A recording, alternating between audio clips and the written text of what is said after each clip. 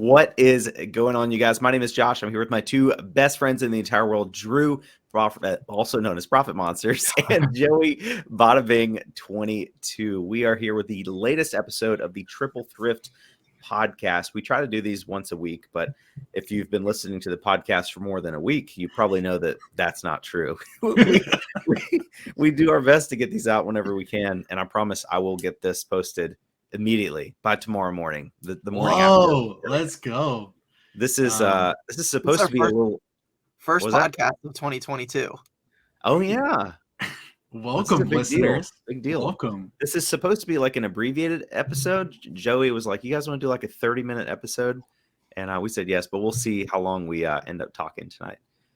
It was really just the motivation. It's like me Monday night on the live listening, like, let's go 30 minutes. Let's do it. And it ends up being way more. Yeah, we'll see how it goes. So Josh, why are you up so late right now? Let's just, before we get into any reselling content, it's usually past your bedtime. Yeah. So ever since Haley quit her job, like when she worked at her job, she was waking up at 4 a.m. and like working out and leaving for work by like 6:30, and just we naturally went to bed. Like we like going to bed at the same time. I feel like it's healthy for a marriage. So she would go to bed at like 8. I'm like, well, I guess I'll go to bed at 8 too. But now that she quit her job, we just naturally have been staying up a little bit later. Like she's in there watching TV now. It's 9:21. And now we've kind of like switched. We wake up around like 7:30, 8, and then we go to bed at like 9:30 or 30 or 10, which is pretty normal. Not quite like you guys. Drew's your family will go to bed at like whatever, and you'll stay up until 4 listing. All right. I haven't been doing that lately, but usually it's like I try to cut myself off at around midnight, 1 a.m. now. But sometimes I just get in that zone, and it's just like I'm taking pictures, I'm listing, I'm taking pictures, I'm listing, I'm cross listing, and I'm just like I'm knocking it out. And you gotta work when you're motivated. I think that's key for reselling. Like I can't control my motivation. It just comes when it comes. I'm like, I got to take advantage of this. Like I got to drop everything else and work before I lose this motivation, because once it's gone, it's gone. Yeah, like for me, I finally feel normal. Like it's awesome to say it. You got your house sold. House is sold. Storage unit's done. I'm just pumped. Like I put out a video today, edited it yesterday on my new computer. If you guys don't know, I got a new computer. A little inside joke with us, but I set my alarm Monday morning yesterday for 6 a.m. and I grinded all day. I didn't stop. The only time I stopped was to eat lunch and eat dinner. And dude, I listed 30 things. I completed my YouTube video, went live with Drew. I took my brother out to dinner. I made another video that's going to be coming out tomorrow if this gets posted tomorrow. And I'm making short videos. Like I'm seeing that it's like I think a lot more fun to make short videos and see if I could build that up first. And like you guys told me to do, super pumped for that. Like I don't know. Like I have this energy, like, and I don't want it to ever stop. Like I want it this to continue, and I want to be held accountable either from you two or my family or anybody. I need it, because like this is what I want. This is why I quit my job, and super pumped. I'm excited, and everything that you're saying right now is literally the Joey that I first met when I messaged you and I was like, let's go see Harry Tornado. So it's interesting to like kind of see you almost making that transition back to your normal self. You know what I mean? Like, because you were unhappy for a long time, and obviously it won't go any deeper than that. But, it's just like, this is the Joey, like the way you're talking right now, how you're motivated, you're energized, you're feeling alive.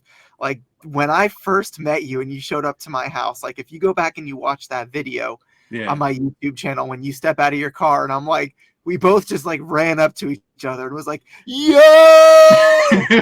Like we didn't even know who each other was. No. And so it's just pretty cool to like, I guess see you getting back to that and like doing your thing, doing what makes you happy.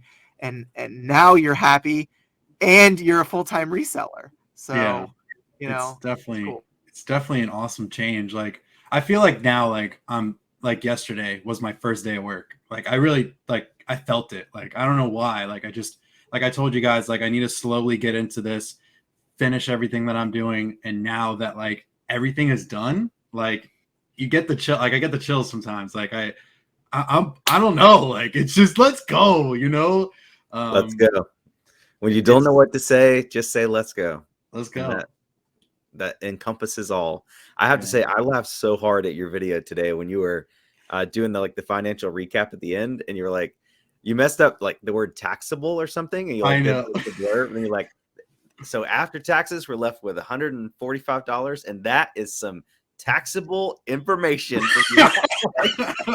I think you meant to say taxable income, but it wasn't. Like that was after tax. I'm like, I love Joey so much. So the thing is, fun to watch. Listen, I do stuff like that, not on purpose, but then I do mess up. Like I say like words like that, and then I just keep it in. Like if you watch my lives, yeah, man, that's what makes you you understand. Like I say, like I read something, and sometimes I do it on purpose. Like I'll miss like pronounce something, and Drew's like, "You don't know how to talk. You're a bad reseller. I'm never going to the thrift store with you ever again." Like something like that.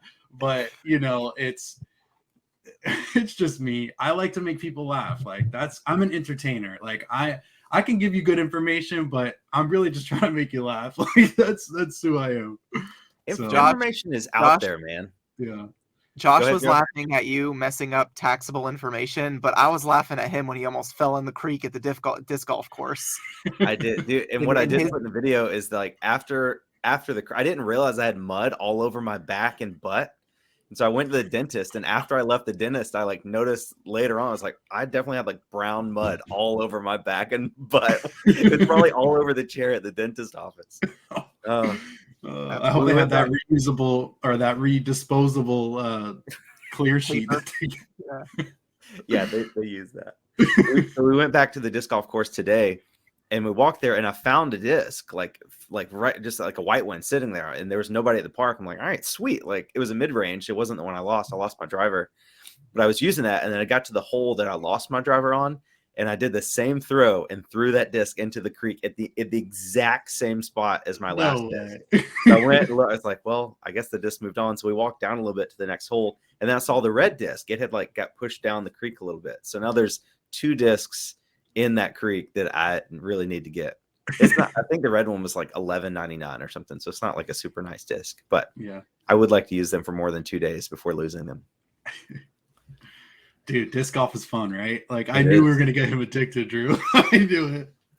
It is really fun. You know what's really nuts is that I actually had disc golf discs before Drew even knew that I like disc golf. Like I used to play with my dad and my brother. We have a course that's like 4 minutes away from my house, and I used to play like once in a while. And then Drew's like, I play disc golf. I'm like, there's no way you play disc golf. Like out of all the things in the world, you play disc golf. And it's cool now that like that's our little thing. Like we all do. Yeah. So it's cool. I mean, realistically, it's obviously more for Joey than it is for me, but between me and you halfway, Josh, if we like met at a course in Georgia somewhere, you know, like on a Friday or something, you know, we got up early and drove 3 hours, did disc golfing at 9 a.m., you know, in Georgia together, and then went thrifting for the rest of the day. I mean, like that would be so much fun. Yeah. And I'd be down. Joey would just like either spend the night at my house the night before, or he'd just have to wake up early and drive to me.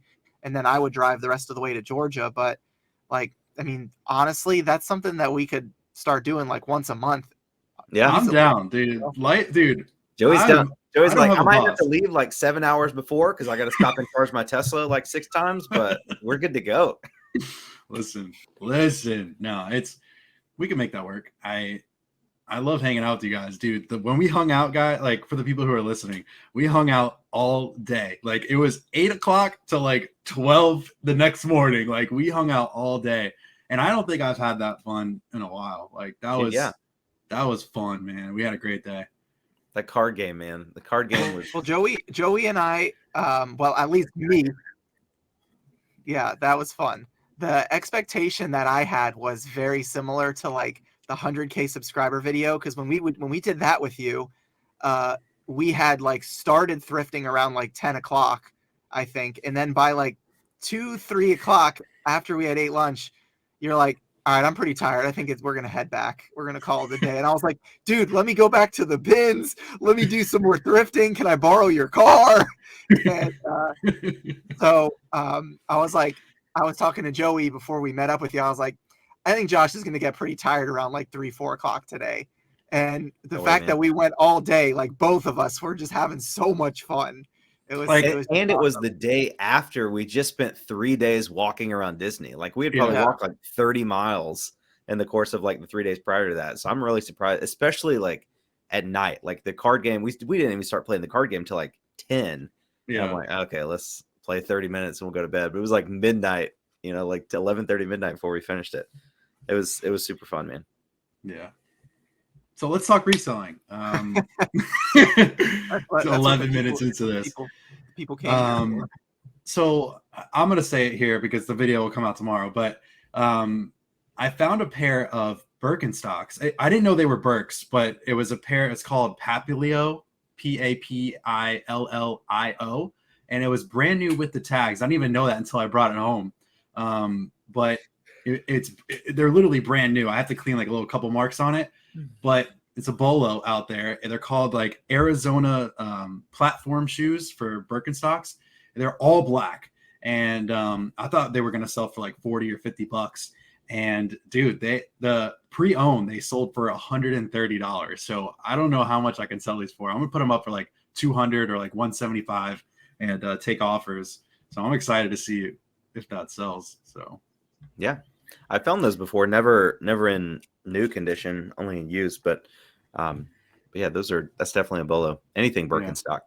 Yeah, because it says Birk on the bottom, like in between the like little cracks in the shoes. Because I was just excited to see like a nice quality shoe. I picked it up and I was like, wow, this is actually really nice. Yeah, it said Birk on the bottom. I think Drew, you said you had a pair. I was talking to you earlier today when I told you. I do. I found a pair at a thrift store sometime last year, like October, November. And they're the Papillio model or whatever. They were brand new in the box. Like there was still the box attached, or not attached, but they were still in the box. And they were like $15. I have them listed for like $75 or $79.99 right now, something like that. It wasn't like a crazy model, but they're cool. I mean, Birkenstocks is kind of like Chacos. You don't find them often, but when you do, they usually at least have a good sell-through rate or hold their value.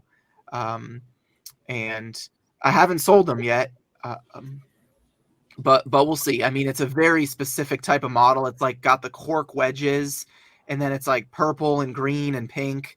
So they're very like out there as far as the colorway is concerned. So it's going to take the right buyer, but I mean, for $15 is definitely worth the pickup.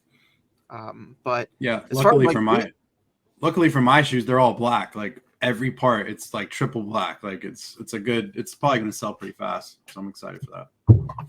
Yeah. I was just going to say, as far as reseller content is concerned for me, I put out a video recently where I was talking about how the biggest thing that I wanted to change about my business from 2021 to 2022 is accepting more offers. And so since the beginning of the year, I've been really trying to be better at that. And I'll say it's really hard. Like when you're used to counter offering so much to like having something listed for $50 and getting a $30 offer, and you're like, I really should be countering $40 on this, but to accept it, like it takes a lot. It's like, that show Hoarders, when they start like cleaning up houses and they don't want to let anything go. It's like, I almost have to get myself in that mentality of like, I don't want to end up as a hoarder, even though I know I'm not, because like I'm listing stuff fair market or, where the comps are. Like if it's showing it's sold for 60, I'm going to list it for 60. I don't list it for 40. So, but anyway, with all that being said, is I am accepting more offers. Ironically, Josh was kind of teasing me about this earlier today, but I had this, I bought a bunch of laser discs and a laser disc player at a garage sale during my Vlogmas series last year. It was like one of my first 3 or 4 videos of the series. I think it was, I paid like $225 for all of it. And I sold the laser disc, basically covered my whole cost, or I don't remember how much I paid for it all. 300, something like that. Anyway, I had this, one of them was a sealed Lady in the Tramp laser disc, and I had listed it for $125 because there was none listed and one sold, and the one that sold was like $75 or something. So I just listed it really high. But I had 2 offers on it on Sunday at $75 and $50. Now that's 50% off and 75% off my asking price. So I countered both of them at 100, and then I woke up the next morning and it sold for full price to somebody else. So that was a pretty good feeling. Yeah. But I am taking more offers, I promise. I bet that was even a harder offer not to take, because that was the $75 offer was basically a full price offer of the only available sold comp. Right. So I'm like I've had a few items where I'll list it, and then like within the first week I'll get a pretty decent offer and I'll counter and they won't say anything, but then it'll go on for like 8 more months with no other offers at all, and then eventually sell it for like 50% of what the first offer was. Yeah. But you never know when that's going to happen. Yeah, I talked about that in the video that I made. I was basically using a couple of examples of like a pair of I think a pair of shoes that I had listed or something for like 200. Oh, the Jordan Ferraris, the Jordan 14 Ferrari or Jordan 13 Ferrari, something like that. I had them listed for like $150. Within 24 hours of listing them, I had a $120 offer, and I got greedy and I countered it like 140, and then I didn't get another offer over $100 since, and now I have them listed at like $85 and I can't sell them for the life of me. So, I definitely don't want to be stuck with a bunch of inventory like that this year. So I am going to take more offers. Yeah, today, good example. I have 2 Tranquility women's skirts. I bought them together, and lady offered me, I think it was like $18. I had them for 25, and I countered in the middle. And it's like, I should have just accepted it. Like I've had them for like maybe a month, but just like get it out. Like the people want it. Just let them have it. There's but something you want to make very your profit margins. There's something very like cleansing about moving a ton of inventory. Like this past weekend, we sold just over 60 items, and I was sending offers like pretty low, like 30, sometimes even like 40% off. But like to be able to like pull, pack, and ship out over 60 items, and like just see the room it makes in the storage area, and like see the money we're not losing money on anything. We're not making much on some of the items, but it's nice to move stuff out that time, because now we have the capital back in our account to buy better things, even though we probably won't. Yeah. Well, and even daily refinement, Chris talks about that, where he was saying like it was more when he was like first starting his Nirvana store or whatever, his new eBay store that he now shut down. But he was saying like one of the things he was doing was listing items for very close to break even or very little profit, like just to get the algorithm going. And in the same sense, like when you send out offers that low, it is the same thing, I think. I mean, there's really no proof that eBay's algorithm favors one thing or the other. It's just kind of all theory and speculation. Kind of like when you list more, you sell more.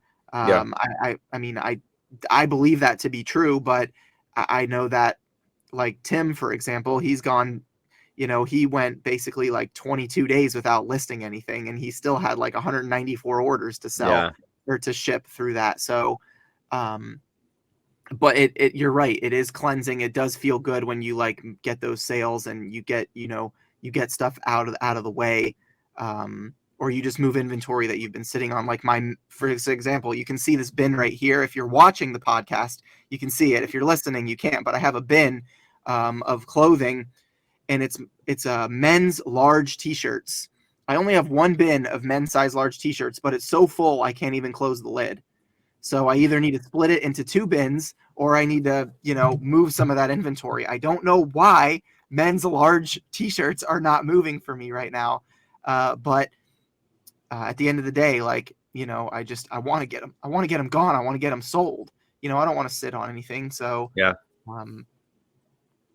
the goal. That's the goal, is to sell stuff. And Little Elm Goods and Little Elm Thrifts, Ken and Eric, they were talking about that once they started accepting offers instead of being stingy, they went in basically 88 days. They went from having a $20,000 90-day total on eBay to having a $40,000 90-day total. And the only thing that they changed was accepting offers. That's it. Yep. So, it's just the name of the game. I mean, they're living proof that they doubled their income just by accepting offers.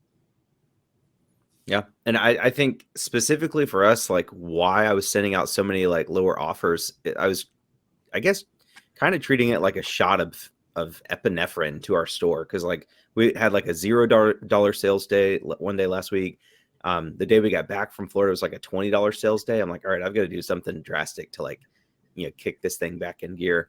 And then that worked. I mean, for us, I don't know if we have a big sales weekend, the Monday after that weekend is always terrible. I'll have like, 300, 1,000, 300. And then Monday was like 150 or something, which isn't bad. It's better than last week, but it's still like, it's happened multiple times where like eBay knows like, okay, the weekend's over. We're going to stop sending customers your way now. You have to work for them again this weekend or this week. But I think it worked. I definitely just wanted to do something so the trend of our slow sales from last week didn't continue into this week. Right. Well, that's one of the biggest things about being a reseller is like you're in control of your business. And we've talked about this multiple times on the podcast, but you're solely responsible for the success of your online reselling business, whether it's sending offers to watchers or, running a coupon code or a store discount or listing more or, lowering prices, whatever. I mean, it all comes down to, how bad do you want it?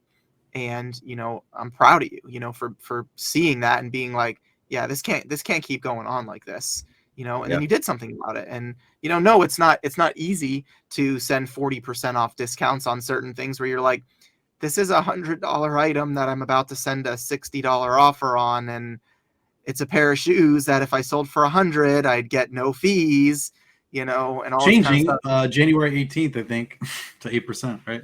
Yeah. Yeah.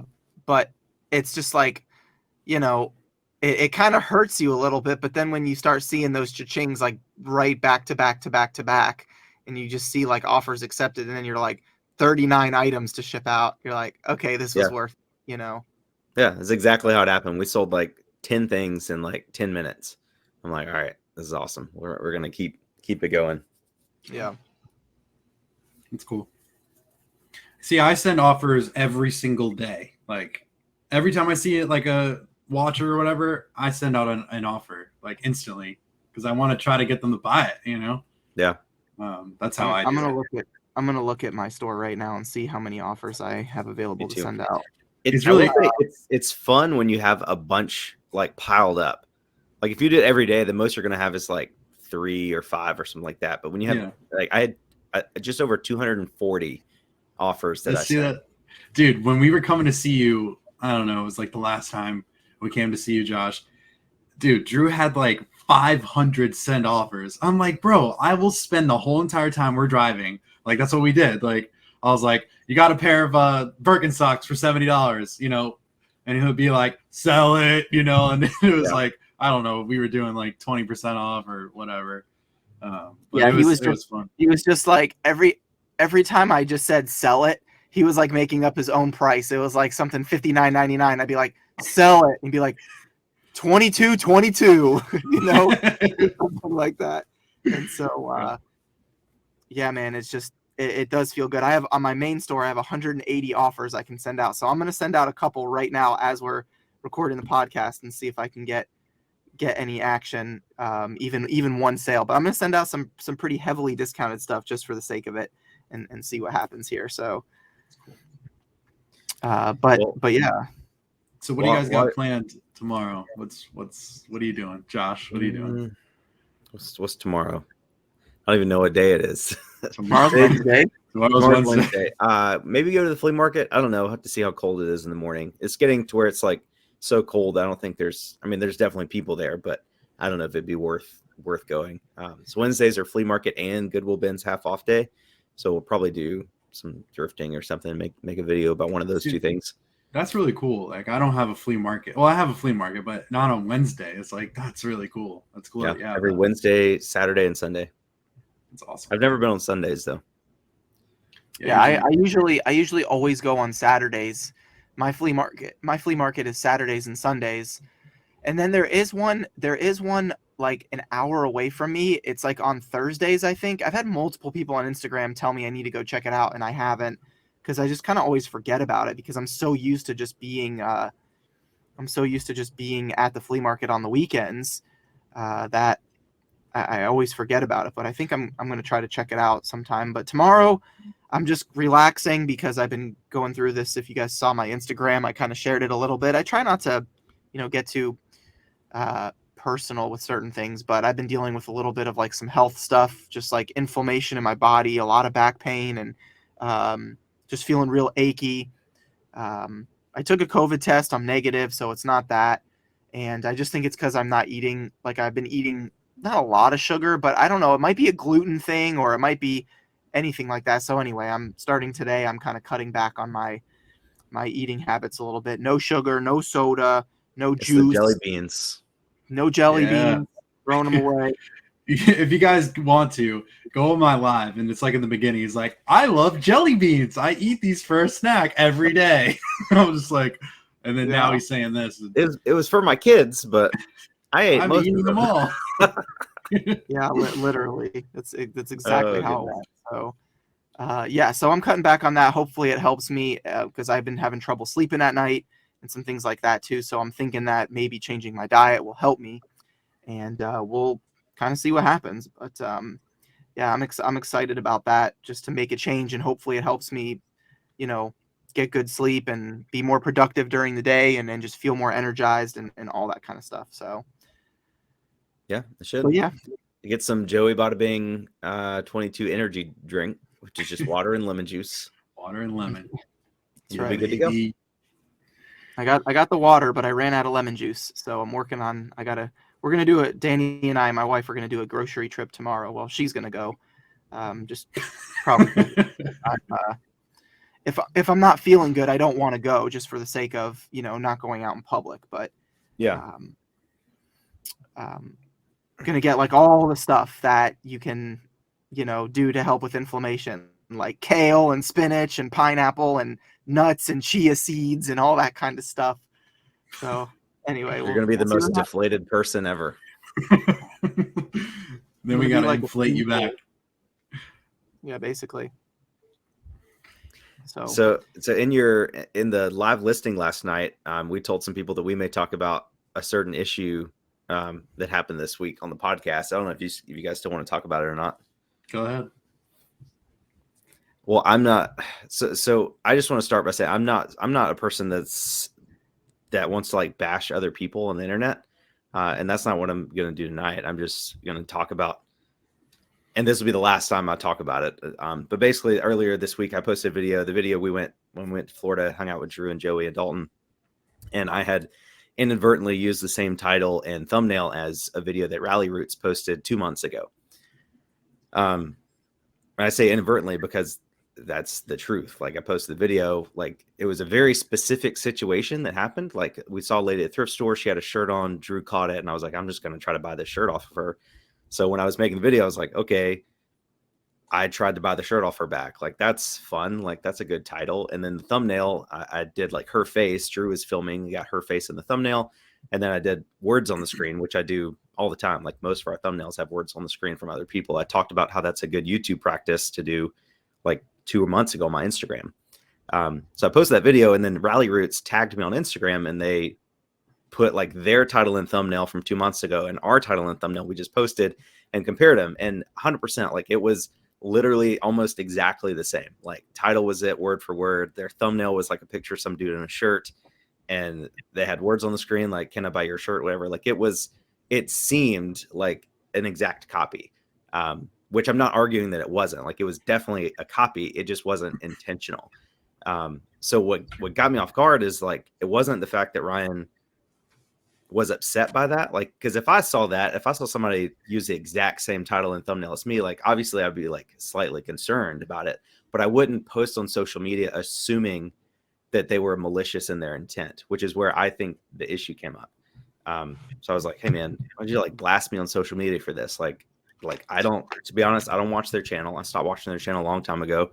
I don't really watch any reseller channels except Joey and Drew and Dalton and Phoenix Resale and a little bit of Osborne to Thrift.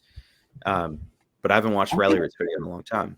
I think it's fair to say, just before you go on, that most resellers that are making YouTube content don't watch a lot of other resellers. Yeah. Like, we're just busy people. Like, I would assume that Ryan probably doesn't watch that many channels himself, because he's busy and he said recording, that running his before. business.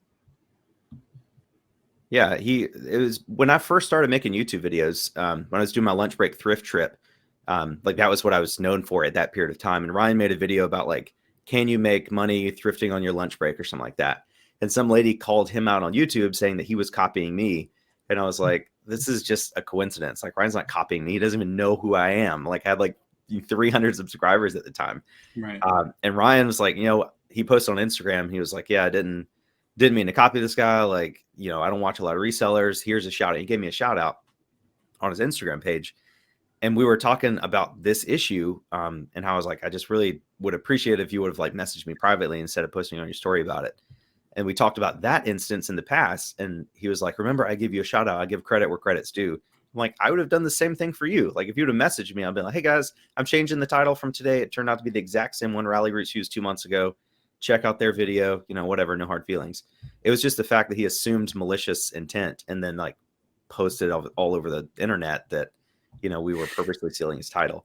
And the thing, like, I told him multiple times, I was like, dude, it wasn't intentional. And he like just straight up didn't believe me. Like, he messaged me multiple times. He's like, dude, like, you're lying to yourself. Like, it's an exact copy word for word. I'm like, I get that. I understand that. But I'm telling you, as a man, like man to man, I didn't do this on purpose, which is why I changed it. I changed the title like immediately, like after I heard it, because and a couple people were messaging me saying like, oh, they don't own the copyright to that title. You can use that title if you want, blah, blah, blah. I'm like, that's true. Like, you can, but I wouldn't do that out of respect. Like, if I accidentally used somebody else's title in the thumbnail, I would just change it, especially if they did it first. So that wasn't the issue. But then I don't know, there was just a whole like other level. Like, again, I'm not trying to badmouth Ryan. I think Ryan is a very hard worker. I think he's really good with customer service. Like, of course they have like a whole horde of people that don't like them, but my experience with Ryan in business has always been good. Like, we've had some issues in the past. He's always done whatever he can to make it right. And for the most part, people have been very happy with doing business with him. I just think he and I are on two different wavelengths in every stretch of the imagination. And this just like further put the nail in the coffin. Like, I've been trying to be really friendly with Ryan and like cordial. But I'm not going to pretend that we're friends because we're not. Like, we just like when we talk to each other, it's like we try to be friendly, but there's just like this weird vibe in the air. I'm like, we just don't connect, Yeah. And I'm sure other people feel that way. There's like, when we went to the reseller rally and a reseller remix, whatever, in Las Vegas, like, everybody I met there was super nice and it was like super cool. But then like when I met Ryan and Allie, like, they were nice, but it was just like weird. Like, it was just like, I didn't really connect with them the same way I connected with everybody else. And apparently Ryan feels the same way about me, because somebody messaged him on Instagram and said they were basically just sticking up for me, basically. And he said, I have the message to prove it. I'm not going to show it on the screen, but he basically said that like, I am not the same person in real life as I am on YouTube. He said I put on an act for YouTube, and he was telling the person, he's like, if you want to watch that, you can, but good luck. I'm like, Ryan, you met me in Las Vegas once. He's like, I've met him, and he's not the same person he is on YouTube. I'm like, we talked for maybe 10 minutes about like Teslas, and that was it. Hey, like, that was the extent of our conversation. And you're like perpetrating, or I don't know if that's the right word. He's pushing this idea that I'm like a fake person to this other person on Instagram that has never met me, and it's false. Like, if you ask anybody I've ever met in person, like, I'm pretty sure they'll say that I'm 99% the same in person as I am on YouTube. Like, nobody's exactly the same 100%. But him just like pushing that lie to some random person on Instagram was another nail in the coffin. I was trying to keep this to 90 seconds of negativity, but I'm gonna finish with one other thing, and then I'll sandwich it with some other nice stuff. Like, I want to start with nice stuff about Ryan, and then all the bad stuff, and then more nice stuff. The last thing he did, he's like kind of manipulative with so like, he responded to one of my stories and said just randomly, he's like, the fame from YouTube has gone to your head. It's a shame. You used to be so humble. And I'm like, what what does that have to do with anything? Like, if that's your opinion of me, that's fine. But what did I do in this situation that makes me not humble? Like, I just didn't understand. And I think he knows that, like, that's a very important factor for me in life. Like, I really want to remain humble and remain like relatable and down to earth. And I never want to seem like cocky or full of myself. So, and I think he knows that's important. So that's why he's like trying to manipulate me into thinking I'm the bad guy here. I'm like, you're the one that started this. Like, all this could have been avoided if you would just message me and ask me to change his title. Right. So, but anyway, that's it. Again, I'm not bad mouthing him, whatever. Like, I mean, people are probably going to say I am, but that's just my opinion. That's what happened. I mean, that's the words that were spoken. I would never purposely copy anyone, because if you do that, obviously they're going to call you out on it, like, to some degree. So I would never purposely do that. It wasn't intentional. And so, yeah. I think, you sharing that to me, because you guys know that out of the three of us, I'm kind of the most aggressive when it comes to sharing my feelings and opinions about things. And, Joey's kind of like the peacekeeper. He likes everybody to be happy, and he just wants to, everybody to be happy. And for me, I'm definitely more defensive. I wear my heart on my sleeve. I got a chip on my shoulder. If someone says something about me, I always feel the need to defend myself. It's just the way I've always been. And it's kind of a personality thing that I'm working on a little bit. But I think in this case, like, sometimes we have to understand that, all YouTubers, all of us resellers, like, we're still normal human beings. Like, we're still people too.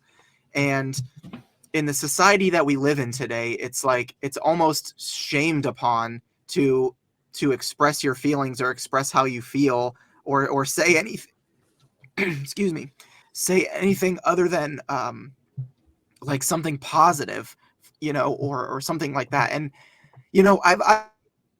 I don't want to make like a drama channel, but I feel like it is something that needs to be talked about a little bit more in the reselling community. Like, it's okay for people to not necessarily get along, to get along. Like, for example, there are some, I won't use a lot of names for the people who dislike these people, but there are people who don't like Dom Primetime Treasure Hunter because he has a YouTube like subscription where you can subscribe to his YouTube channel for $10 or $20 a month on different levels, and you get benefits out of it. Some resellers don't like that. They think that he's scamming his subscribers. The same way people feel about Daily Refinement and Tech and Sports by having a Patreon when they could be giving out the information for free. And certain people feel the same way about Rally Roots having a reseller course, or Renzi having a reseller course, essentially now doing the sweat equity fund. Like, every reseller is entitled to do what they want and how they want to run their business. It's the same concept as all the people who got, all gung-ho on Josh saying that he's a YouTuber and not a reseller. Like, for one, who cares? It's not your business. Like physical business. I'm not talking about like it's none of your business. I mean, it's not your actual business that you're running. Yeah. So why does it matter? And if that was the case, if all of these people spent more time working on their own business and their own eBay store rather than talking crap about how other people are running their businesses, maybe theirs would be a little more successful, And that's not an attack on any one person directly, but there's just so many different things. Like, Steve Rake and Profit was doing, those wholesale, what are they called? Like Zoom course things or whatever they are. I can't remember what they're called. Wade's Ventures was doing them too. I can't remember what they're called. Like, it's like those, like, come join our live webinars. Webinar. That come join our live webinar, and it's pre-recorded pretty much, but they're in the chat room, or whatever. And all these people, Josh, Ryan, Rake and Profit, Daily Refinement, whatever, all these guys, everybody is just trying new ways to grow their business. That's what business and entrepreneurship is about. And when you look at that aspect of business, I could give examples for forever. I mean, Ryan with the vintage t-shirts, he still sells out. Every time he does a vintage t-shirt drop, he sells out.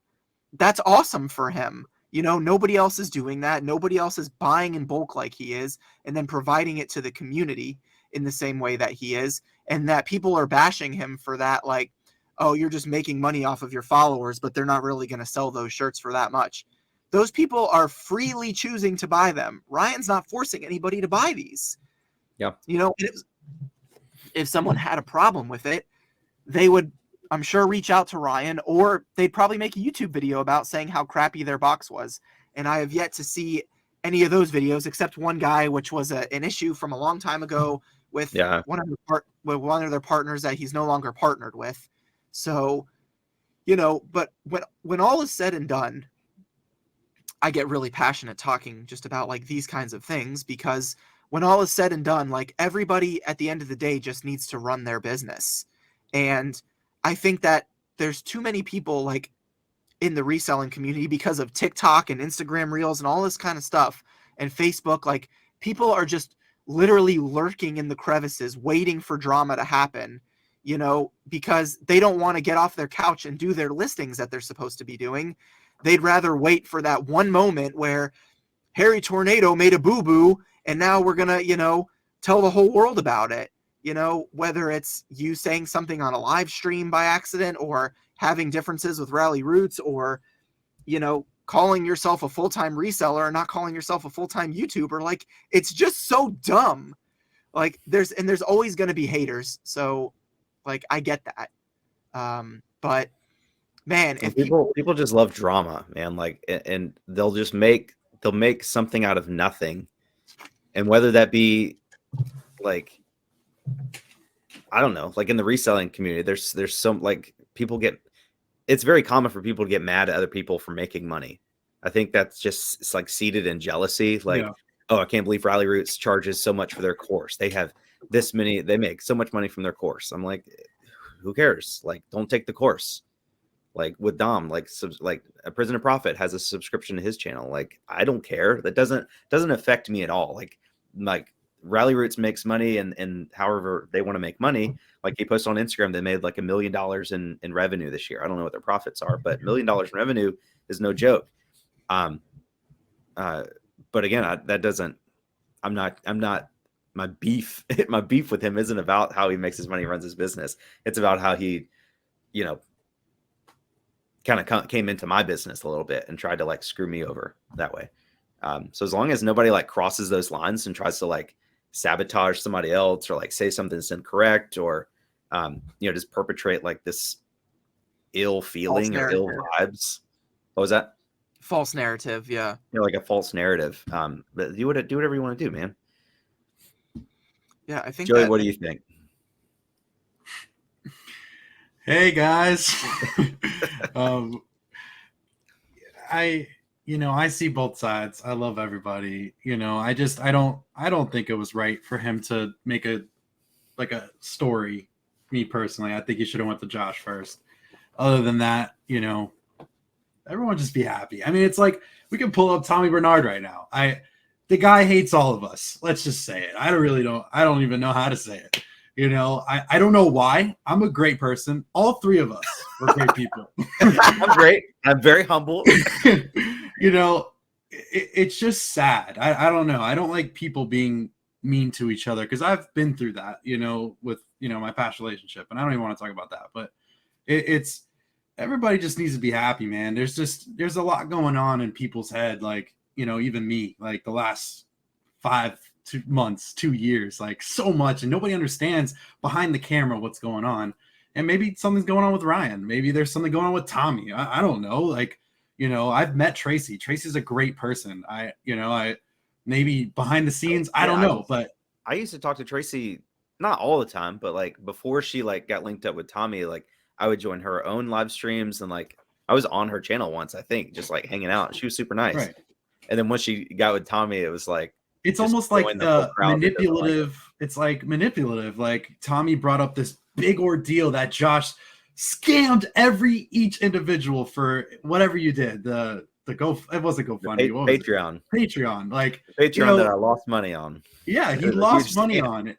You know, we're real. Everybody's a person. Everybody's a human. Everybody makes mistakes. It's just, you know, what can we do to better that? You know, I don't even know how to describe it. Like, I'm a good person. I don't want to fight with nobody. I know someone's going to come look at this, podcast or on YouTube or something like that and be like, wow, Joey said this. But I like to be the person that's in the middle. I like to see both sides. And, I'm a listener. I'm an observer. And I love everybody. I want to go meet Ryan Roots. Like, he was the first person I watched on YouTube. And then it was Josh. Like, like people just I don't know. I just don't get it.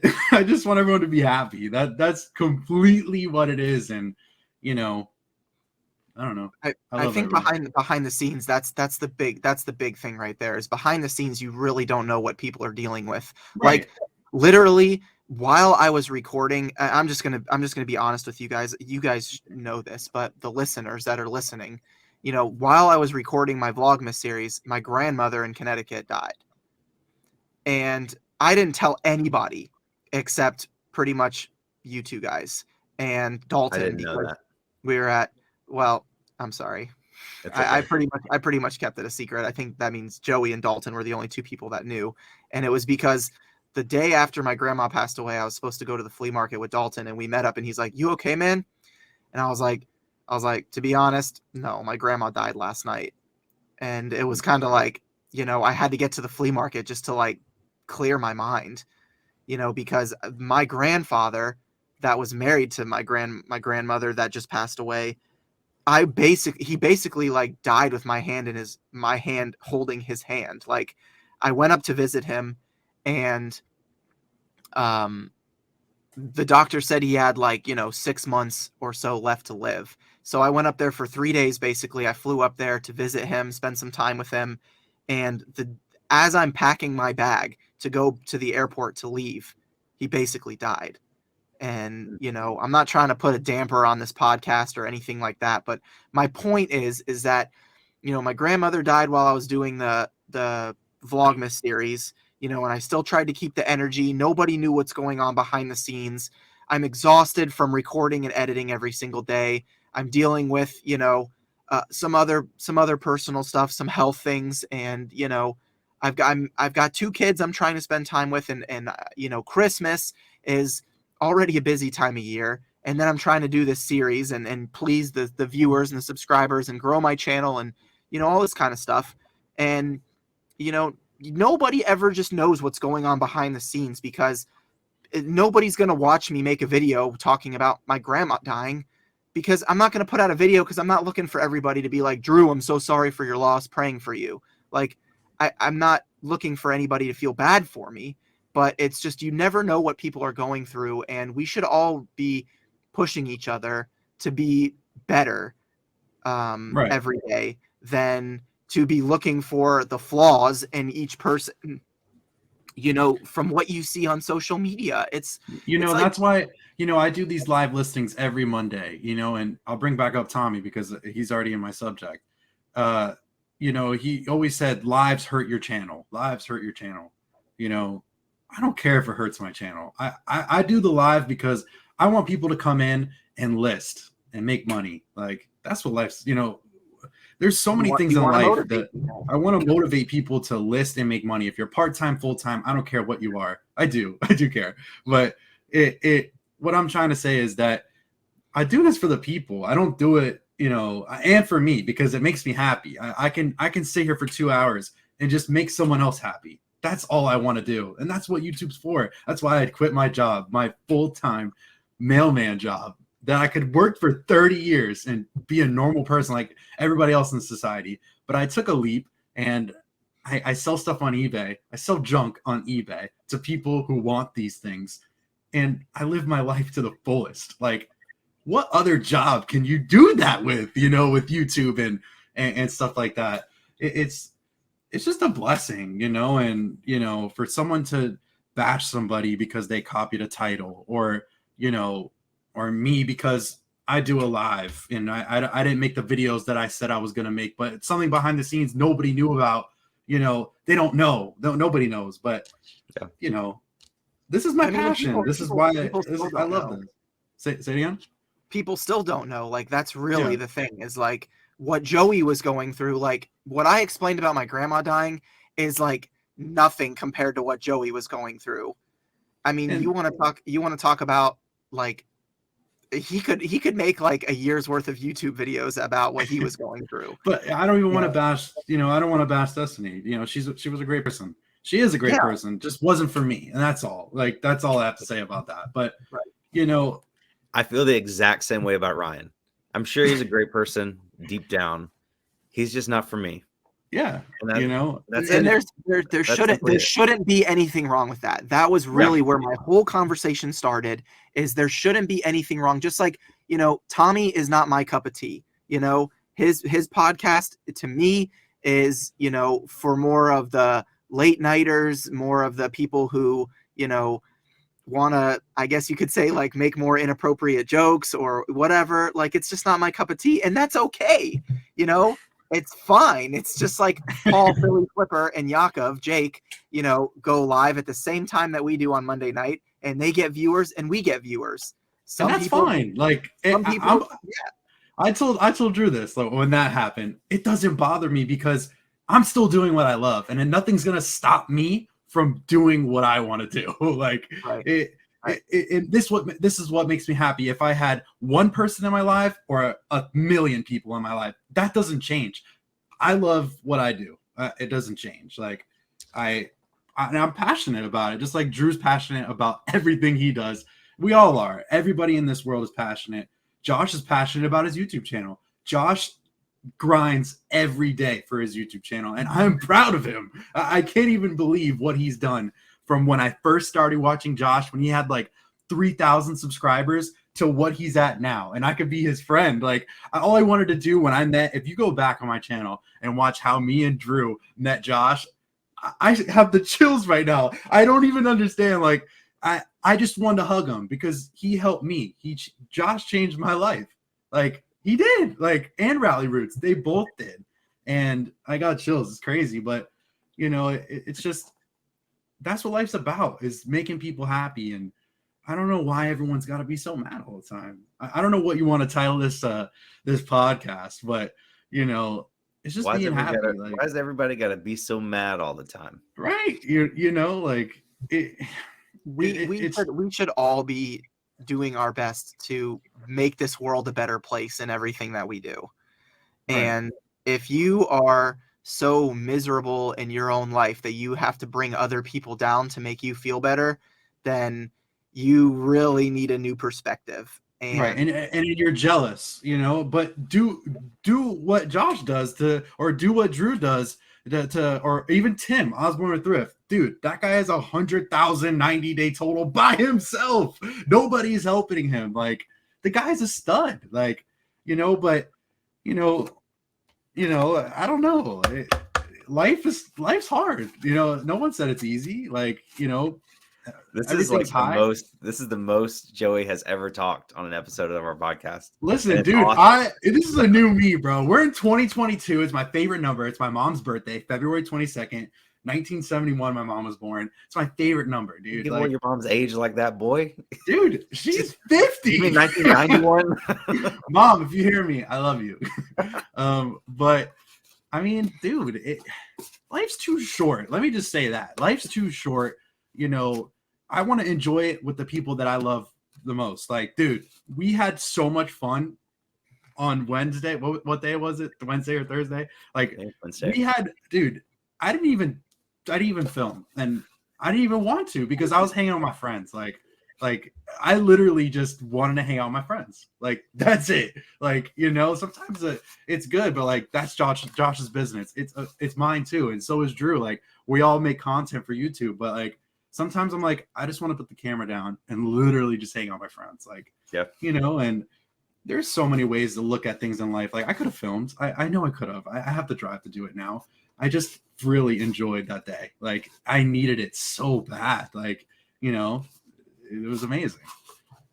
Yeah, it was fun. I think that a lot of stuff is like, there's a lot of pressure from the world on a lot of people, and they come to our channels for an outlet of some sort, or an escape of some sort. People go to YouTube and TikTok and Instagram Reel to escape their daily life that they're struggling with, or, you know, and if you're listening to this and you struggle with depression or anxiety or stress or fear or suicide or anything like that, just know that all three of us have open doors. You can message us on Instagram or, you know, anything like that. You can comment on this YouTube channel, and leave a comment, and we would reach out to you.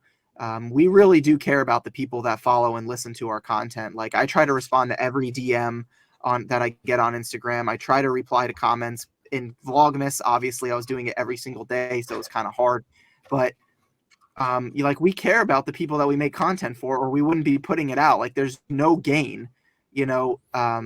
But if you're, you know, going through things, it's okay to talk about it. You know, there was a football player. I want to say it wasn't. It was AJ Brown. Was it AJ Brown? He had basically like quit playing for a couple of weeks in the NFL because of like personal reasons, because he was going through some mental health stuff, and he like came out and said it. Well, Calvin Ridley too, but I think AJ Brown did it too. On the I think he was. I don't know who either of those people are.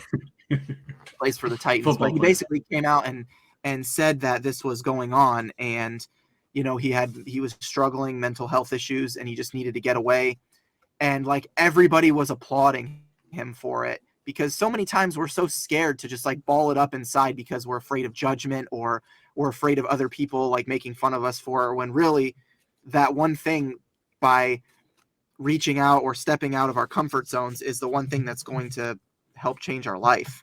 I had one guy on a YouTube comment on my last video, not today's video, but the video before.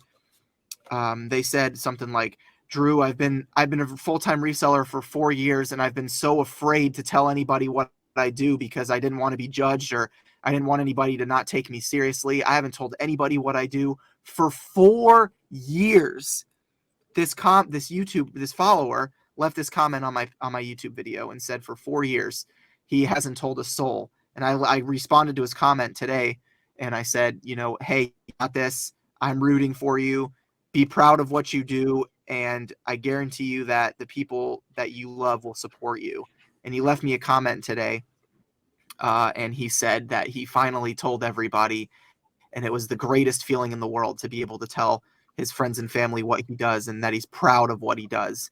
And he said it's like a weight off of his shoulders. I don't know the exact comment, but it was just like the fact that I was able to help one person like that completely change potentially the plan of their life for reselling, because they were so fearful that they were going to be hated for it, just makes me so happy. Yeah. And, I mean, it's even like, let's go back to Rally Roots. That's all they preach, is like literally for the people, you know, and if they stand by that behind the scenes or in the scenes, that's great. They've helped me so much. I've learned so many brands, so many polos from Rally Roots. You know, it doesn't even matter. Like, for everyone, they've always been super nice. Always. I mean, like in most cases, like they came on my channel when I like interviewed them back in the day. I've learned a lot from their channel. You know, definitely there's been more positive than negative with them overall. Again, I just think it's just like, you're not meant to be friends with every single person in the world. Like, people have different vibes, people have different lives, people, you know, whatever. It's like Pepsi and Coke. I don't drink neither of them because I don't drink soda. But you know, like, it just, there's two different things in life, you know, like, you're going to go down one path, I'm going to go down the other, but we're going down the same path, you know, kind of, you know, but we're both soda drinkers, but we disagree on which one we think is better. Water with lemon. But this is the most I've ever talked in a podcast. This is great. I like it. Oh boy. Hey there, pal. I think this is really healthy, to be honest, for mental health, just to be able to share and talk about it. Like, Josh, who else Josh don't we like? We got Tommy, we got Ryan. I mean, no, Josh, you got Lonnie. I don't have a problem with Lonnie. That's it. Yeah. Like, we can talk about that. Yeah. Literally, okay. So when I first started reselling, John and Lonnie and Justin, RVA Flips, they did this like morning live show. I watched it every morning when I was working. I loved it. And after being in the show, like in the audience of the show, I got kind of comfortable. And one morning I like roasted Lonnie a little bit. I don't even remember what I said. It was something like innocent. I was like, yeah, it kind of looks like you just rolled out of bed and turned the GoPro on or something, you know? And ever since then, like he just like got mad. Like I'd asked him one time if he would come and do a reseller review on my channel. He never responded on Instagram. I messaged him like 6 months later when I had like 10,000 subs or so. If you come on, never responded. And then he blocked me on Instagram. Like still to this day, I'm blocked on Instagram from him. I'm like, what did I do, man? I was just joking. Like, so this I is don't. the I don't exact not reason like why I haven't made my roasting video, because like I could roast every reseller for Well, something. some people get their feelings hurt because I know Tommy Bernard is gonna hear this in some way and somehow. Some way, somebody's gonna send it to him. You know, but then again, I sometimes watch his channel just because, like, I turn it on and I'm just like, let me hear what he has to say. And sometimes I laugh at the things that he says. Sometimes I'm like, wow, that's inappropriate. But you know, let's say some nice. I haven't seen his channel in a long time. The last time I saw it, they were talking about me, and somebody like sent me a timestamp. That's the only time I've seen it. But I will say that he uses good cameras. He does. I think he uses Streamlabs OBS, so he's got like the little super chat things that pop up. It's pretty entertaining to watch. Dude, I actually really like the content just because of that. Because his camera looks amazing, his background's amazing, and I want that. Like, you know, like I would love to have that. He knows a good amount about YouTube. I don't think he's right about everything, but he's pretty knowledgeable. He's probably one of the most knowledgeable resellers on the subject of YouTube. He really is, but why isn't he doing it? I don't know. But why does he have to judge everybody else in the whole entire YouTube community? Why? You know, I don't know. The drama, man. People love drama. I think let's start drama. You know, I think it makes for good content, and those are you know, a lot, not everybody, but a lot of the people that listen to those types of channels, like they're there because it, you know, makes them feel better when, you know, they say something about someone they don't like, you know, or something like that. And and I'm not saying that Tommy's a bad person, but the saying is, you know, misery likes company or something like that, you know. And just like when someone doesn't like someone and then they can hear someone else talk about someone that they don't like, it makes them feel better. And a lot of times they're not even talking bad about people. Like one time I was listening to the podcast and they were like talking about, like, I don't know, countries of the world or something like that. It was completely random, you know, and Tommy pulled up a map, and then they were talking about like which cities in the United States have the most mass murderers or something like that. And they were guessing cities, you know, with the highest death rates and like just random stuff. So like stuff like that. It's not that that's funny, but like sometimes it's okay to go off topic of reselling, you know, like that's why they have the live show, and I'm happy that they do it because it makes somebody happy out there, and sometimes it makes me happy. Sometimes I just listen to live for 20 minutes and while I'm working at night and listening, like I do it, like, but I'm never gonna never go into my, you know, live, or let's say I'm Tommy, I'm never gonna go in Joey's live, but I'm gonna go in Paul's live because they're so much funnier than me and Drew. Like, that's great. Do what you want. Like, it doesn't matter. But all I know is I love everybody, and I'm the happiest person ever. And I know that. God knows that. And that's it. That's all that matters. That's all that matters. Drew, you are a very happy person. I love you so much. Well, I can't think of anybody else that I don't like. Tim. Let's roast Tim. The last couple minutes. Tim, you are the best and worst reseller. I said roast. Roast Tim. Tim, you're the best. I love Tim. I can't say anything bad about Tim. What's something I will say he should have dressed more. He dressed better when I met him. I pulled up and meet him. He had like his Shroot Farm shirt on and like basketball shorts. I'm like, Tim, this is a momentous occasion here. You're so humble, Josh. We were just talking about that. I know. I'm the most humble person ever. No, I'm just kidding. I don't care what you wear. I'm just trying to think of something bad about Tim, but I can't think of anything. He's the best. You know what? The World War II binoculars that he paid $300 and sold for $1,400. Yeah. He should have paid more. That's what it is. How dare you take advantage of an artifact that was once used by a soldier of the United States? Somebody likely gave their lives for that pair of binoculars. And you sold them for 300% of the profit. one of my favorite comments from our video was that person that said that they're like, I can't believe you would buy that shirt off that lady's back without actually needing it, and then not even share the profit with her. I'm like, I'm sorry, was giving her $50 not sharing the profit? I'm pretty sure that was some profit that I gave her. Yeah. I was enjoying the comment section of that video for quite a while. It's just like so interesting to see, like this goes back to what we were just talking about. Like, if you don't like Josh's content, why are you watching it? and to sit there and like watch your entire video and then be like, shame on you for taking that lady's shirt for profit. Like, she was clearly happy to take it if you actually watch the video. Fine, man. And then she gave her number to go buy more of her shirts because she was probably super excited that she sold her shirt for $50. I mean, anybody would. Yeah, it was a very, very like pleasing interaction. She was very happy. She never once asked us like, get that camera out of my face, or are you recording me, or I was actually surprised about that. I didn't realize that you were like straight up like with the GoPro, like, yeah, so can we buy your shirt? Like I thought you were like holding it down. You were just like holding it straight up here, just getting the entire interaction. Yeah, I mean, my camera was already on, so I mean, in that situation, like you were just like, you were so friendly to her when you walked up and just was like, hey, would you be interested in selling your shirt? And she wasn't like, what?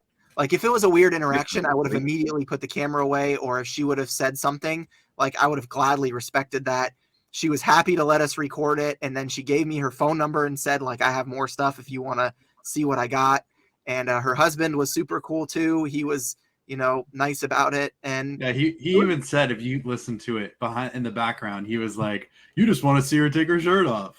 I was like, I don't think so. I didn't see that. Yeah. We need to. Oh, something else I want to do in the podcast is the same thing that Graham Stephan does, and that's like start it by saying how much money we've made, because our last 3 episodes have been monetized, 4 episodes including this one. I think we've made like $161 so far. What? Yeah. No way. Well, guys, we've made $161 and how many cents? I don't know. I have to look. $161 and something cents. In some sense. Next time we'll give you an exact we're just podcasters, not resellers. Yeah, we clearly make more money on our podcast than we do reselling. Our podcast is just taking a front seat. I love doing this. We just get together because like we've just become good friends. Like the same reason why Lonnie and John started Two Guys Without Jobs. I think they both just got busy with their lives and John's kids and stuff, because he recently said that sadly they stopped doing the podcast. But like we just like getting together and talking, and the fact that people like to listen to us is really cool.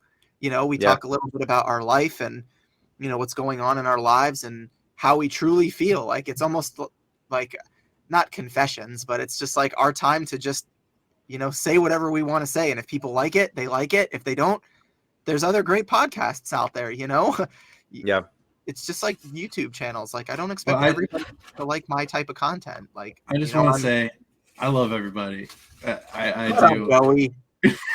I really do. I even if someone doesn't like me, like Tommy or anybody, if you don't like me, I love you. So I'm going to love you so hard that you're going to be forced to like me.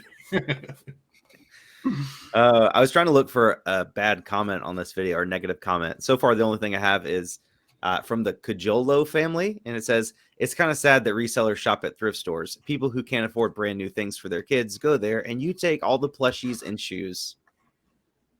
You did steal a plushie from that crane game at Denny's. Bro, I did. I wish we recorded that. That was awesome.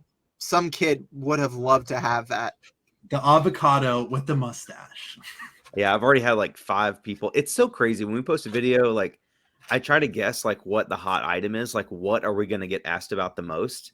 And I'm always off. I've probably had like 10 emails or comments or whatever today about the avocado. It's like, dude, I want that so bad. Let me know. I'm like, it's like when we did the mystery palettes, and like you said you were getting comments about like some chicken plate. You were gonna throw it away. People were like, Yeah. dude, I need that chicken plate. Dude, people have like the most, like, they're like, at this timestamp in the very bottom underneath that fork, there's a lid to this pot that was made in 1888 by this guy. I'm like, are you sure you saw that in that one frame of video? You deduced all that information? Oh man. Yeah, People are that's funny, man. I saw someone. I actually in the video that we did together, where Haley found all those baseball jerseys. Someone commented in, like, I kid you not, it was like 8 minutes after the video had been uploaded. Someone was like, "Where's the Detroit Tigers jersey? I don't see it on your eBay store." ... I commented and I said, "They're still on their way home. They have to get home and process everything and list it. Give them a couple days. I'm sure it'll be on their eBay store." Yeah. But was like your I saw that. I appreciate that response. Angry. Like you have to start listing stuff in the thrift store before you buy it. Yeah. It would be a better like business thing for us to do, to like have stuff listed that we found in the video before we post the video, because that's like when people are like most interested in the items. But it's tough, man, especially if it's a video like that where we found a ton of stuff. But and yeah, you were out of town.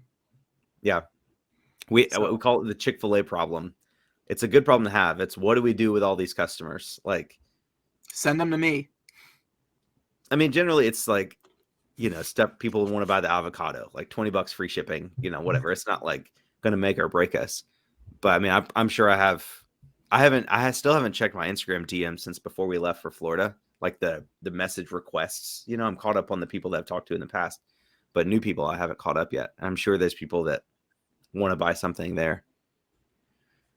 Yeah, I actually had to turn my notifications off on Instagram because I was getting so many DMs from people like asking me reselling questions. Like, someone DM'd me today and was like, "Hey, I got a package returned to sender. What do I do?"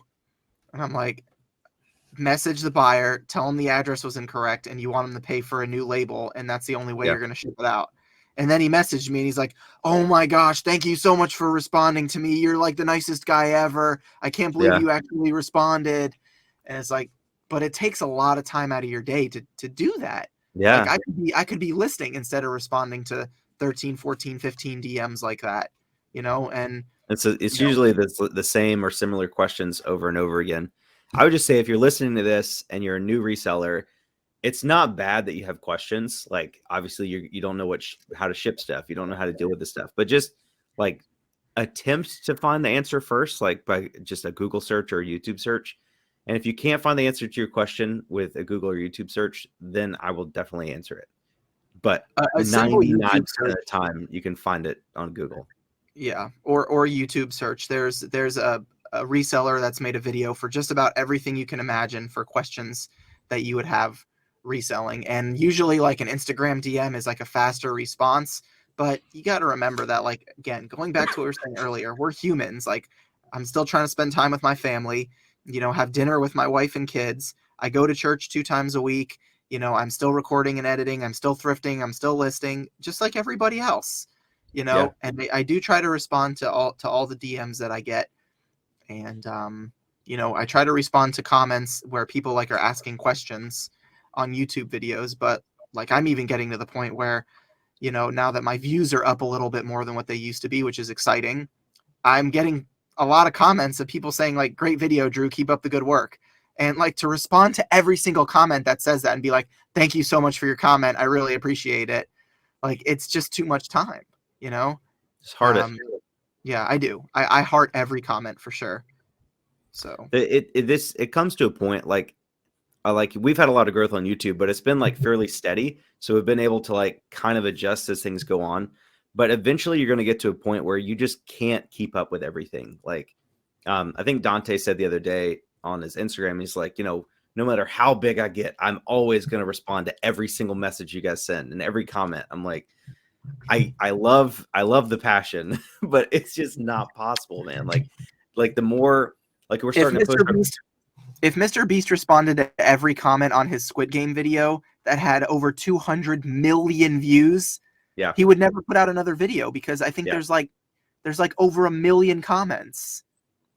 Yeah. it's a usually it goes like you respond to everything, and then it goes to like, okay, I'll just respond for the first week. And then even that's too much. Okay, I'll just respond for the first day. Like when I post a YouTube video, I'll respond to all the comments that come in that day. And then eventually it gets to the point where, okay, I'm going to spend the first 30 minutes after we post this video responding to every comment that comes in. And then it gets to, I'm not going to respond to comments at all. I'm not even going to read comments. I'm just going to keep posting videos. So well, right now, and I think you're doing it right, because like the people that like hit that bell notification, you know, and watch your videos as soon as they come out, and then they leave a comment, like they almost deserve you to like recognize them and answer their question or you know, their respond to their comment, which you do, which is awesome. You know, it's like, that's why, hey, hit that bell notification for me, you know, and then when you leave a comment, I will actually respond to it. But if you watch my video 72 hours after I post it, and you ask a question about something in the video, like how would you ship that skateboard that you walked past but you didn't pick up, and how much margins would there be? Like, no, not answering that. yeah. I found the other comment. There wasn't a ton of negative comment. I was just surprised that there were negative comments at all on this video with buying the shirt off the lady's back, because we paid so much for it. Like basically $50 was like the maximum you would pay for this shirt. If Josh you're trying to sell took it for my profit. money. He didn't even say it in his video. He took my money out of my pocket I and offered said, her $50 without having money. she's like, do you have cash? And I was like, Josh, I got you. I Venmo'd him back, but now he's going to have to pay taxes because of Venmo reporting to the IRS. So, It was for the content. But this one's from Kelly Bale, and he says, "Despicable, my guy. Never ever flex your money to buy the t-shirt off somebody's back when you don't, quote, need it. Horrible. It was my money. Yeah, it wasn't even my money. Horrible look into your true personality. Capitalism at its very ugliest right there." And I'll just start by saying that no one is a bigger fan of capitalism than me. Like, you know that meme? Well, first of all, like on TikTok or whatever, it was like, oh, F capitalism, blah, blah, blah. And then there was that audio. It's like, okay, listen, guys, yes, F capitalism, but I'm an immigrant child and my parents didn't like risk their lives to come over here for me to be a broke bee. So I'm gonna have to be pro-capitalism, okay? Like, and everybody's fine with that. Like, the only people that are against capitalism are people that don't own their own businesses and don't understand like hustle, like what hustle can do for you in your life. So yeah, I love capitalism. It's the same thing with what we were just talking about with business. It's like, why is it so wrong to have multiple streams of income? Like, it's almost like, oh, if you sell on anywhere else other than eBay, or you invest in the stock market, or you buy NFTs, you're not a reseller. You're not a reseller. And it's like, bro, get out of here. I didn't become a reseller. I didn't become a reseller to sell on eBay for the rest of my life. I became a reseller so that I can start a business, grow it, make money, and then use that to make more money. Like, I want to have rental properties, which is like what everybody wants. But like the house that I own currently, I owe like less than $30,000 on my mortgage. And, you know, I could rent it out for 3x what my mortgage is. And, you know, like that's passive income, but someone's going to be like, oh, you renting out your house for more than what you pay on your mortgage is despicable capitalism. Mm-hmm. You should be helping out some poor family who can't afford. You're a slumlord. So, you know, man. Like it's just amazing that people are so small-minded, you know, that they. But what's scary though is that the new generation of people that are coming up are like almost have this mob mentality mindset. Like it's and it honestly, it does suck to be like a young person these days, like with inflation and wages and stuff. Like it's very hard to make a living if you're working for somebody else. So I get it. Like I understand the struggle. I just think the answer is not more government support and more government involvement. I think we should get the government completely out of everything and just privatize everything and have everybody do whatever they want. I think that is the peak government, not like communism. But I don't want to get too political here. But Josh is about to start the New World Order. I'm just passionate about it because I was poor. Like I've been poor. I've had like basically no money, like $0 to my name. I'm like, well, this is poor. It doesn't get any worse than this, because I also had student loan debt, so I had negative dollars. And even then I was like, I don't care that Bill Gates has billions of dollars. Like, he invented computers or whatever he did, you know, like if you do the work, if you invent cool things like that, that literally change the fabric of society and change how we live our lives on a daily basis, that you can fly to space for fun. I don't care, you know. If people mad at Jeff Bezos for flying to space, I'm like, you're only mad because you saw it. Like, if he just flew to space privately, you wouldn't care at all, you know. And it's not a money issue. Like, people say that all these rich people could pay and solve world hunger or blah blah blah. And Elon Musk says, like, if anybody can literally prove to me how like $6 billion can solve world hunger, do it. If you can prove it to me on paper, I will fund it. And just the accounting has to be open source, so people has to see where the money goes. And nobody said anything because it's not a money issue. Right. Billions and trillions of dollars are poured into all these governments across the world to solve poverty and homelessness and food shortages. And the governments are so corrupt that all the money just gets absorbed at that level. It's not a lack of money. It's a lack of morality. Yeah, that's why I kind of always get frustrated. Like, even at Goodwill and Salvation Army, when they're like, would you like to round up to donate to whatever cause? And I'm like, no, because I don't ever see this money going to help this cause. Yeah. You know, but like, if I was on a YouTube video, I almost feel obligated, because if I don't round up my 20 cents, I'm going to be ridiculed in the comment section that I'm a horrible person that doesn't donate to, congratulations, Joey just made a sale.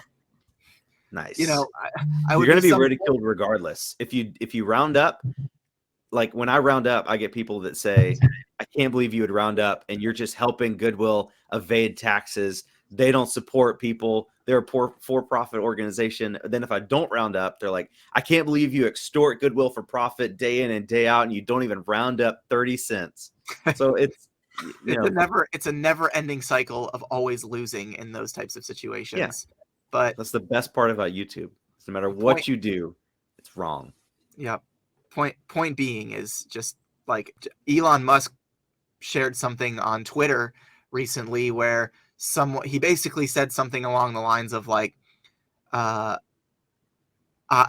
paid 32 billion in taxes this year or something like that, and you got, I don't know, I don't want to like mess up the words, but like someone commented and was like, you know, oh, and you still are evading taxes, or you still could do more for the people, you know, keeping all this money to yourself. It's like, no, that's not really the case. I mean, the man's building spaceships to go to Mars because he believes that we can live on Mars.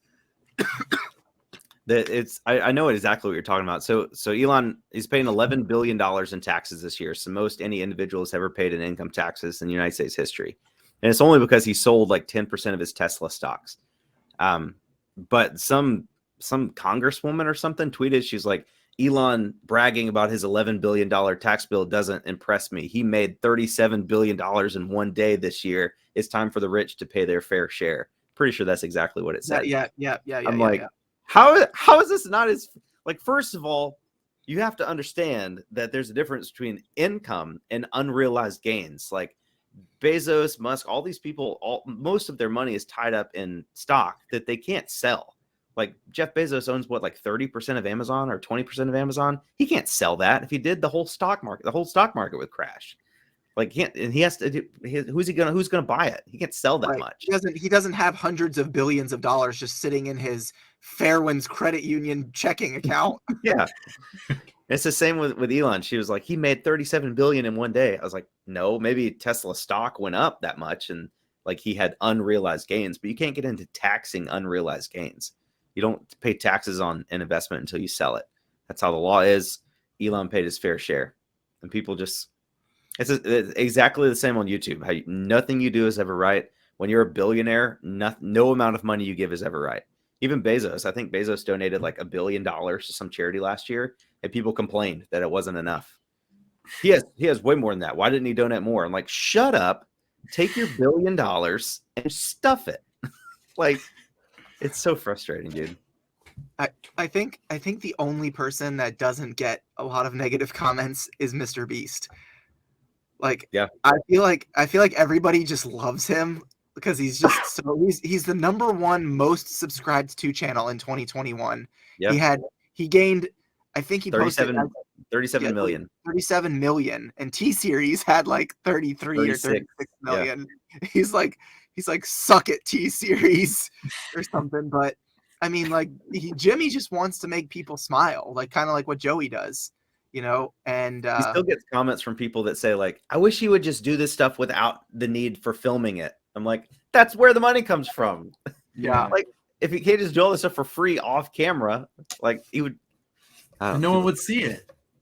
Yeah. Here's what I have to say. There'd be no revenue. Here's what I have to say to Mr. Beast. Jimmy, if you're ever watching this, stop giving money to Chandler and Chris and let other people try to win money. Like every other video is, I have Chandler's mom here. And if Chandler makes this football and this basketball hoop, I'm going to give Chandler's mom 50 grand. I'm like, bro, Chandler has already given his mom like $5 billion from Mr. Beast.